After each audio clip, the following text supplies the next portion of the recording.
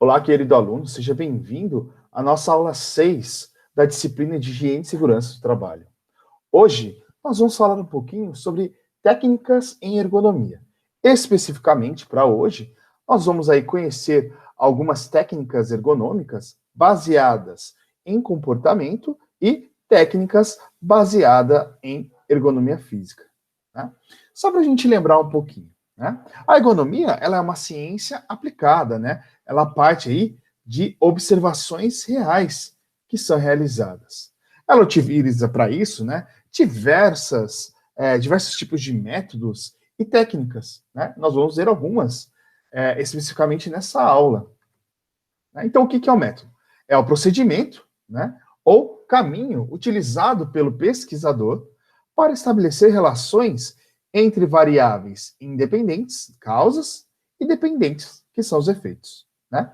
Ela é composta aí por diversas etapas, né? Como, por exemplo, a realização de hipóteses, né? Aí o resultado de pesquisas, ferramentas de coletas e análise de dados, né? E o método utiliza técnicas aí para alcançar determinado objetivo. Então, por exemplo, avaliar os riscos que o trabalhador tem dentro do processo produtivo, né? Quais são os riscos, por exemplo, dele desenvolver um distúrbio osteomuscular relacionado ao trabalho, o que nós conhecemos como DORT. Né? Nós conhecemos muito a LER, né, que é a lesão por esforço repetitivo. Nós também temos o DORT, né, que são os distúrbios osteomusculares relacionados ao trabalho. Né? Para isso, nós aplicamos as técnicas, né, que são operações, ações ou modos de executar aí uma atividade e são hierarquicamente inferiores aos métodos. Várias técnicas podem compor aí um método. Para cada método existe um conjunto de técnicas adequadas para se chegar ao objetivo pretendido e uma mesma técnica pode aí ser utilizada em vários tipos de metodologias, vários tipos de métodos. Nós vimos na nossa aula passada, né, a questão da análise ergonômica do trabalho, né, a AET, né, que a gente faz uma análise da demanda, né, observa-se uma conversa para ver os objetivos da investigação que vai ser realizada, né, a análise da tarefa, da atividade, a formulação do diagnóstico e aí as recomendações que serão realizadas, serão efetuadas, serão sugeridas para a empresa, para quem contratou a análise ergonômica do trabalho. Né? Então, tudo isso focado aqui na atividade de trabalho, como nós vimos aí na aula passada. Então, agora, nesse momento, nós vamos ver um pouquinho sobre técnicas baseadas no comportamento, então, todas englobadas aí dentro lá, por exemplo, da análise ergonômica do trabalho, da AET. Então, a gente pega essas técnicas e pode aplicar essas técnicas dentro das análises que nós vamos fazer, dentro dos diagnósticos que nós vamos fazer aí, nas etapas, por exemplo, do AET. Né? Então, técnicas aí baseadas em comportamento, elas têm origem na psicologia. Né? Elas avaliam as percepções, os processos cognitivos, né? Os processos cognitivos e as respostas dos seres humanos a uma dada situação. Aqui não é possível observar uma ação mental. Né? É muito difícil a gente ver esse esforço mental, né? Toda a parte de esforço cognitivo do trabalhador. Não tem como a gente ter uma telinha, olhar lá, por exemplo, o esforço físico é muito aparente. Né? A gente consegue fazer essa observação de maneira mais fácil. Porém, uma ação mental é muito complexa de ser realizada. Portanto, essas técnicas utilizam certas manifestações corporais externas, tais como movimentos, gestos, fala, para avaliar tarefas e situações do trabalho. Então, uma primeira técnica que pode ser implementada, baseada aí nesse comportamento, é a técnica dos questionários. Né? É a aplicação desses questionários. São um conjunto de perguntas que o próprio trabalhador pode aí fazer o preenchimento. Né? Pode serem, essas questões podem ser abertas ou fechadas, podendo ser também aí uma mescla de ambas. Também nós podemos aí, para agilizar o processo, né, para tornar essa análise mais rápida e eficiente, fazer aí uma aplicação online. Uma das vantagens é o autopreenchimento, então o trabalhador vai lá ter uma planilha, ter um questionário, um formulário online, né? E aí ele mesmo faz esse preenchimento. Então, ela é de autopreenchimento, né? A nossa principal vantagem dessa técnica é a possibilidade aí de consultar um grande número de pessoas com baixo custo, né? E em pouco tempo. A desvantagem, né, é a superficialidade e dificuldade de conferir a veracidade das respostas. Nós também temos a questão das questões objetivas, né, ou as questões dissertativas. As questões objetivas são as questões fechadas, as dissertativas são as questões abertas, né? Uma questão aberta, ela leva muito mais tempo para ser corrigida. E ela impossibilita, por exemplo, a mecanização da correção desse formulário. Então, a gente pode avaliar, por exemplo, através da frequência de respostas sim ou não, mas quando a gente propõe um questionário com perguntas abertas, o avaliador, o analista, vai ter que pegar aquela questão, cada uma das questões, e avaliar individualmente cada uma dessas questões para fazer uma conclusão. Então, isso torna o processo mais cansativo, mais oneroso, né, em relação a custos, em relação a tempo de aplicação, tempo de análise, que esse analista vai demorar aí para realizar para aplicar essa técnica aí dos questionários, né? Então, a elaboração do questionário aí, ela parte do primeiro ponto do planejamento, né, que é definir os objetivos, os prazos, a confiabilidade que você quer ter dentro das respostas, né, dos resultados como um todo e os recursos disponíveis. Passamos depois para a definição da amostra, né, que é a definição do público-alvo, o tamanho da amostra, tem que ser uma amostra aí representativa do seu conjunto universo e procedimentos de amostragem. Em seguida, realização da construção do questionário, né, que é a lista de perguntas, o ordenamento, o layout, né, como vai ficar vai ser exposta essas perguntas para os trabalhadores, né, como que fica a organização das perguntas neste formulário, né, e também o posterior processamento das respostas.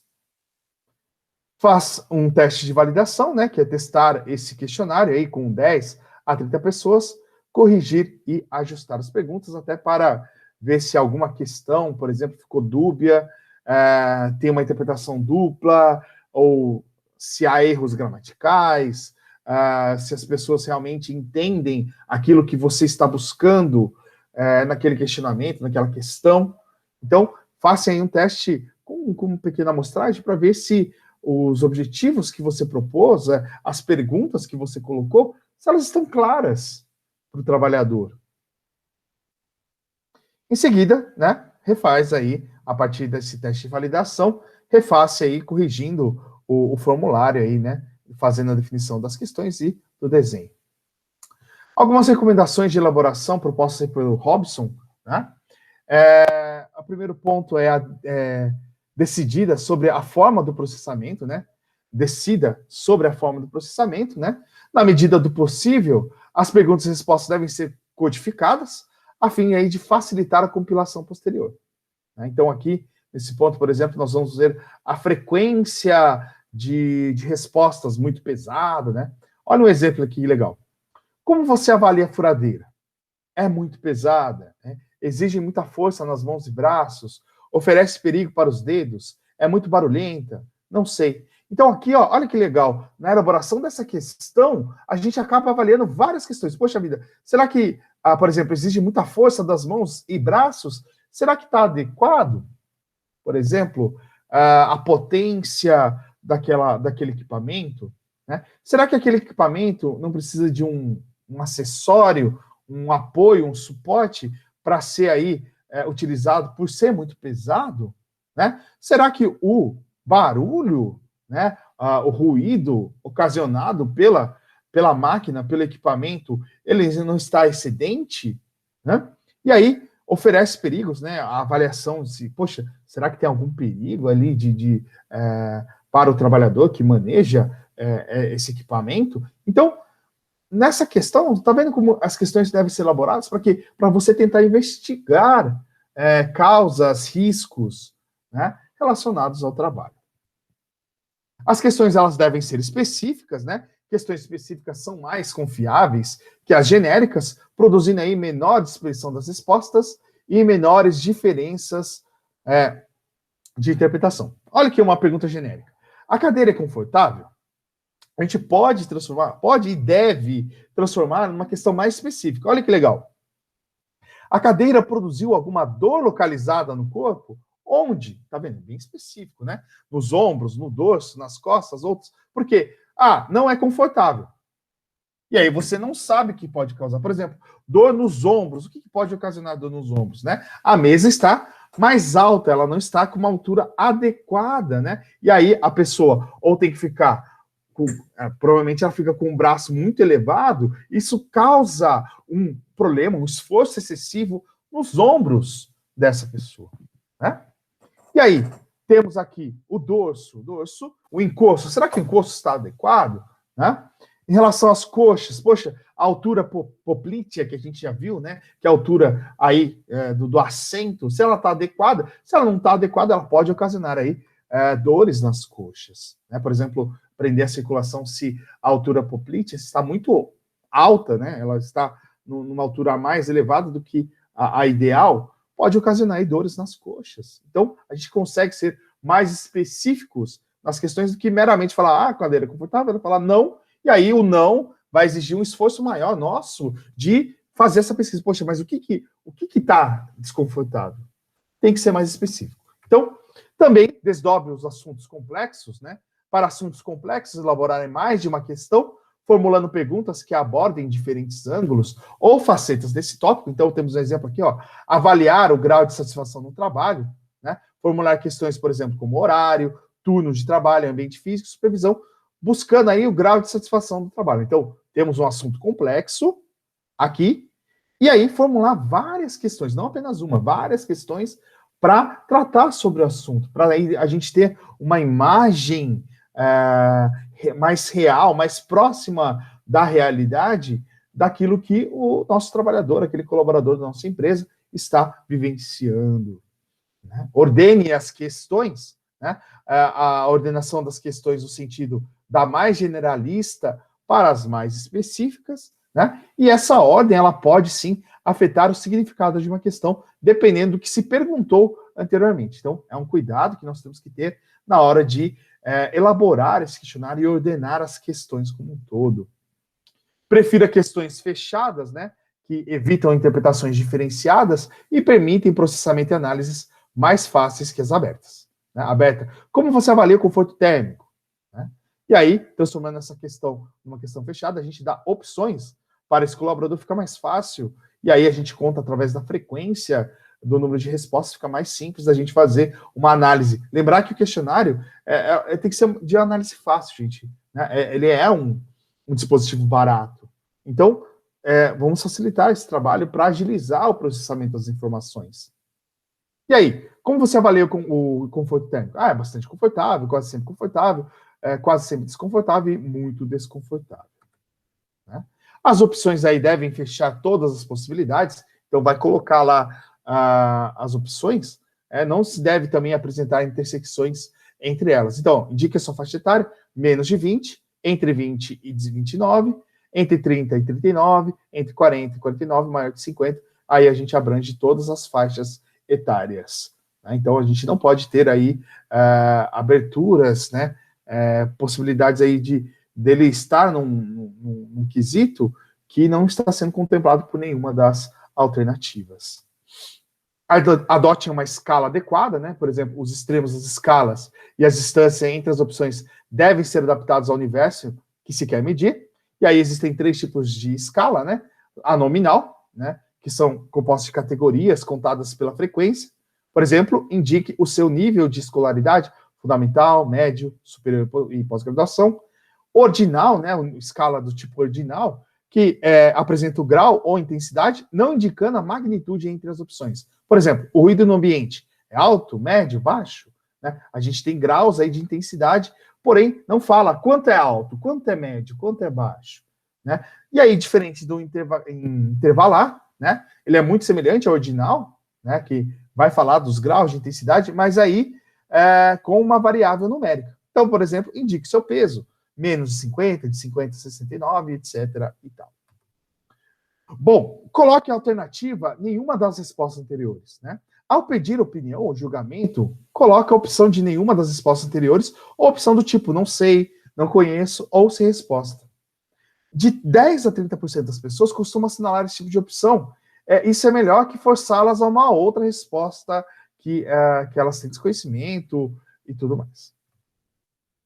Coloque a alternativa nenhuma das respostas anteriores, né? Para aí variáveis contínuas, mesmo variáveis subjetivas, avaliando aí a intensidade de um fator. Você pode colocar barrinhas, né? Fala, olha, coloque aí entre grau de péssimo e excelente, aonde, por exemplo, a sua satisfação está, né? E aí ele pode colocar aí valores fracionários, valores intermediários dos valores inteiros. Coloque opções que exijam certa interpretação e raciocínio, né? Então, em questões sim ou não, ou concordo ou discordo, nós temos a tendência aí de falar sim e concordo, e aí isso pode gerar aí uma falsa análise, um falso resultado dentro dos questionamentos. Né? Evita-se, né, formulando opções que exijam certo grau de interpretação e raciocínio. Né? Por exemplo, aqui, ó, sim ou não, quando a gente usa sim ou não. Você considera que a música ambiente reduz a monotonia? Sim? Não? Né? Aí, com as opções, essa questão poderia se tornar assim, ó. Qual é a sua opinião sobre a música ambiente? E aí ele vai pensar. Contribui para reduzir a monotonia? Não tem influência? Depende do horário e do estilo musical? Há trabalho, serviço? Né? Isso faz com que o trabalhador pense um pouco, né, exige um pouco de raciocínio para ele entender e fazer as respostas certas. Faça a validação, né? O questionário deve ser elaborado em 2 ou mais etapas.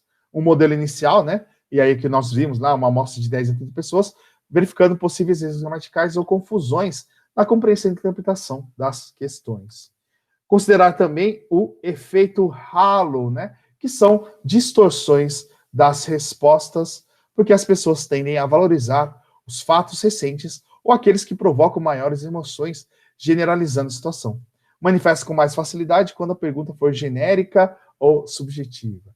Poxa, teve um aumento no salário. Um aumento recente no salário. Ou a pessoa ganhou uma promoção recente. Considerando o efeito halo, ela vai ter aí, vai fazer análise para situações muito próximas daquilo que ela vivenciou ultimamente na empresa, né? Num período de tempo mais recente. Tá? Então, a gente tem que considerar esse efeito halo aí para diversas situações que acontecem dentro da indústria, para a gente avaliar as respostas que nós obtivemos. Então, gente, esse daqui é o fim da primeira parte da nossa aula 6. Daqui a pouco nós retornamos com outras técnicas, por exemplo, como a técnica de entrevista. Então, espero vocês daqui a pouco. Até mais. Tchau, tchau.